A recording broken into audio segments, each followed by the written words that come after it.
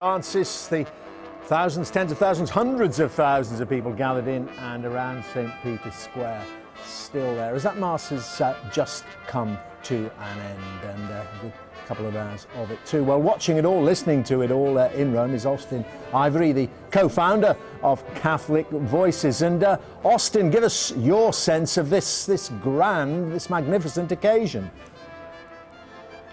Well, it's always a great occasion when we have a new Pope. I think this time there's a real freshness, a sense of vigour, something new is breaking out here. We felt it definitely this last week. Pope Francis, a much more direct, straightforward, simple, pastoral Pope. And I think this Mass showed it really. It was a beautiful homily, nothing sort of dense or excessively theological about it. Very straightforward, very loving, very pastoral. I was very struck by how he spoke about a Pope's power as being really all about service. Authentic power is service. And he listed all the ways in which we need to protect the vulnerable, protect creation, protect the family. There was a great kind of warmth, almost a family-like feeling about this. And I think he's touched hearts. And you could tell from the response of the hundreds of thousands of people here that they've just warmed to him enormously. They've been touched by him, that directness and that simplicity.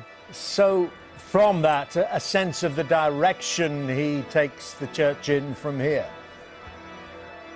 I think if you're looking for a programme, there's quite a lot actually in today's homily particularly. I mean, the mention of creation, embracing the whole of humanity, especially the vulnerable, protecting every person, especially the poorest, that the Bishop of Rome, the Pope, is there to serve humanity. I think here's a programme which is going to say, we evangelise, we communicate Christ by serving the neediest in society. This will be, I think, a papacy of action, not just words. I think we'll have beautiful words, but I think he's already demonstrated that he wants to get out of the Vatican, he wants to engage with people. He's been hugging a lot of people since he was elected Pope. He's been springing out of his chair. He doesn't like being, sat on a throne for too long. He wants to get out, he wants to be seated on an ordinary chair, wants to get out and engage with people and hug people. It's a very different style. I find it hard to communicate because papacy is not just style. I mean, how he is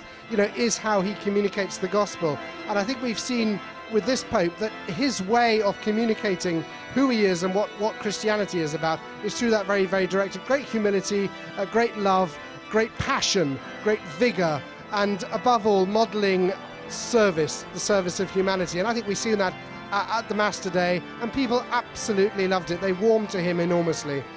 Do you think he'll communicate some of that vigour, that concentration on the grassroots of the church to some of those cardinals sitting there? We all know about the Pope as he was in Buenos Aires and how humble a life he led there. Do you think he's going to encourage some of the other cardinals to copy that?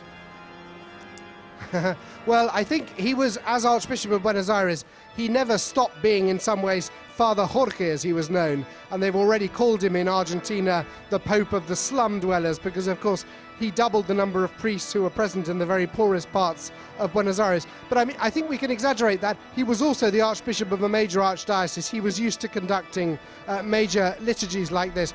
But I've seen some of the things he's written and said about when the church turns in on itself and becomes about itself, becomes too self-referential, which is a word he uses in a very critical way, and doesn't serve humanity. And I think he's going to be challenging everybody in the church, from lay people at every parish church right up to those cardinals that you've just mentioned, that they must gear everything that they do to service.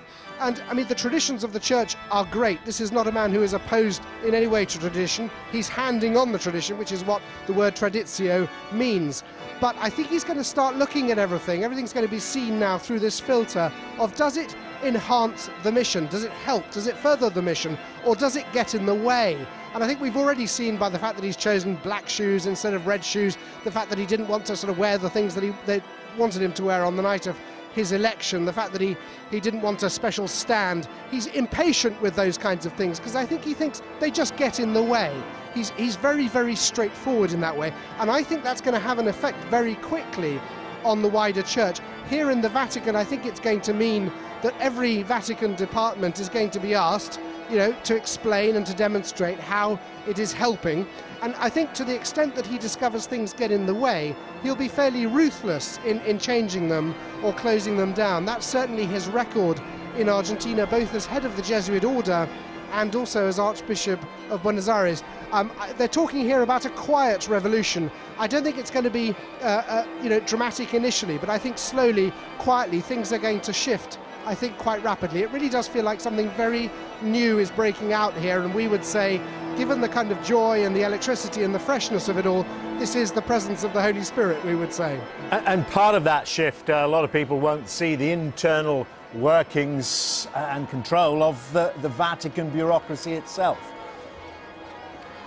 Well, exactly. I mean, if you look at some of the things he's been saying about a church turned in on itself, that I think is probably a good description of some elements of the Vatican bureaucracy, the Curia, over the last few years. I think there's been a sense of drift. I think as Pope Benedict got more frail, I think there were elements in the Vatican where they're just things were not got a grip of soon enough. We've had the various scandals and the VatiLeaks and incompetencies, and just a signal, also a kind of fustiness and a fussiness which has been creeping up on the Vatican, which people have noticed over the last couple of years. And I think now that's going to be quite swiftly swept away. And that's what I mean about this kind of pruning. He's a Jesuit, and Jesuits are very good at what's called discernment. They're very good at saying, where is God present? How does this help the mission? And they're very practical and pragmatic and energetic in getting rid of that which doesn't serve the mission. And I think we will see the impact of that indeed on the Vatican bureaucracy. And I think this style, which he's already modelled so vividly for us, and I'm thinking here on Saturday morning when he said Mass in the Parish Church of the Vatican and then stood outside greeting people as they came out, this kind of informality, he will remind people he is the Pope, he is the successor of St. Peter, but he will also remind people in a way of what a great parish priest is. And I think that pastoral element, which I think he brings from all those years in Argentina, it's that pastoral element I think that people feel have been missing perhaps, and which they're now getting, and they're sensing it.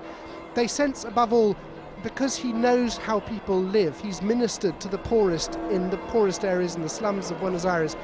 He gets it. He knows life is tough. He himself is frugal. He notoriously always refuses the offer of a taxi or a car. He always wants to know. I've heard this, by the way, many people hear stories of him being invited to a conference, say, in Dallas, and he didn't want to come by car. He said, how do I get there?